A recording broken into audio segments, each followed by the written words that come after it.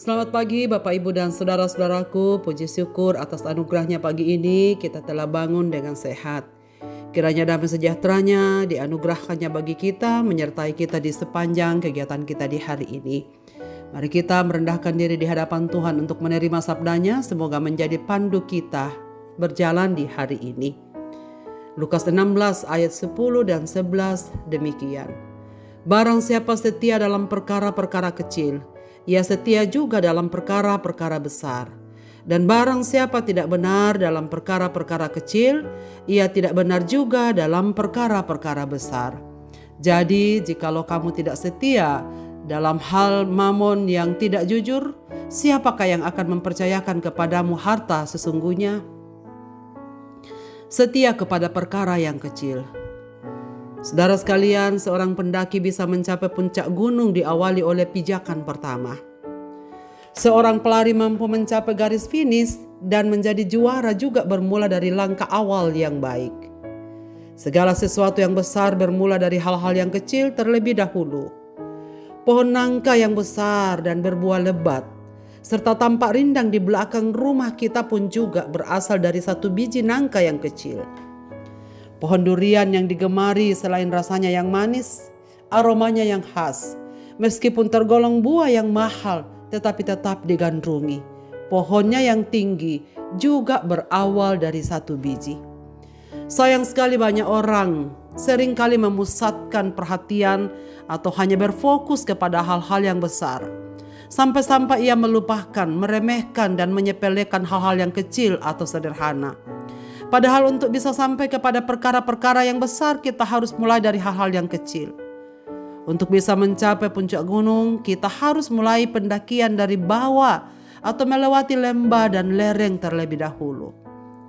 Ada kalimat bijak yang mengatakan bahwa perjalanan 1000 mil selalu dimulai dari langkah pertama. Saudara-saudaraku, coba tanyakan kepada orang-orang yang berhasil, baik itu berhasil dalam pekerjaan ataupun pelayanan. Mereka juga memulai segala sesuatunya dari nol, tidak langsung berada di top level.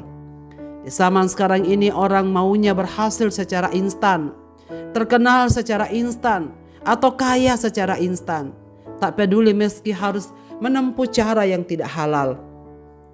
Ketika melamar pekerjaan, orang maunya diposisikan di tempat teratas, tidak mau merintis dari bawah. Kalau pekerjaan tidak sesuai dengan ijazah, mereka tidak mau, bahkan cenderung untuk menolak.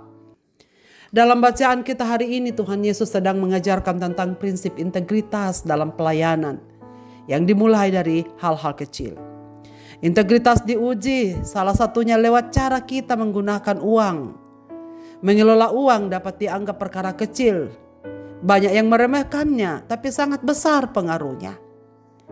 Karakter seseorang dapat diketahui dari cara ia menggunakan uang.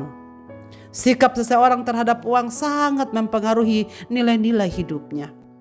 Inilah yang ingin Yesus sampaikan. Secara khusus, ia mengutarakannya kepada orang-orang Farisi. Sebab mereka lebih mengutamakan uang daripada Tuhan. Yesus ingin menyadarkan mereka bahwa mengumpulkan harta di surga jauh lebih berharga daripada harta di dunia. Mereka harus memilih antara mengasihi Allah atau mengasihi mamon. Mereka tidak bisa memilih keduanya, sebab orang yang tak bisa mengabdi kepada dua Tuhan atau dua tuan. Ketika memilih mengasihi Allah, artinya mereka harus menomorduakan harta. Dengan begitu mereka akan hidup dan bisa menikmati kekayaan surgawi. Sebaliknya, jika orang memilih uang daripada dunia ini, mereka akan berakhir pada kebinasaan sebab fokus hidup mereka hanyalah mendapatkan uang sebanyak-banyaknya. Jika seorang tidak setia dalam hal uang, ia juga tidak akan setia hal-hal rohani. Berbanding terbalik dengan yang Yesus ajarkan. Carilah dahulu kerajaan sorga, maka semuanya akan ditambahkannya kepadamu. Itulah sebabnya Tuhan Yesus mengingatkan kita agar tetap setia dalam segala pengabdian kita apapun yang dipercayakan Tuhan kepada kita. Bukannya mengabdi kepada uang. Yesus mengajak kita, umatnya setia dan bertanggung jawab mulai dari hal-hal yang terkecil. Tuhan tak akan mempercayakan sesuatu kepada kita bila kita belum bisa menggunakan atau mengelolanya, ataupun belum bisa dipercayai. Ketika Tuhan melihat kita telah setia mengerjakan apa yang telah Ia percayakan, sesungguhnya Ia telah menyediakan selanjutnya yang lebih besar dari itu. Jadi Allah selalu melihat bagaimana kita terhadap hal-hal yang sederhana, hal kecil dan tidak terlalu dianggap orang. Pendengar renungan pagi yang dikasihi Tuhan, jika kita mengharapkan hal-hal besar dalam hidup kita, mari kita belajar menghargai yang kecil yang Tuhan berikan pada kita. Belajar mengelola apa yang Tuhan berikan kepada kita dengan kesetiaan. Jika uang dipercayakan kepada kita, marilah kita kelola dengan baik.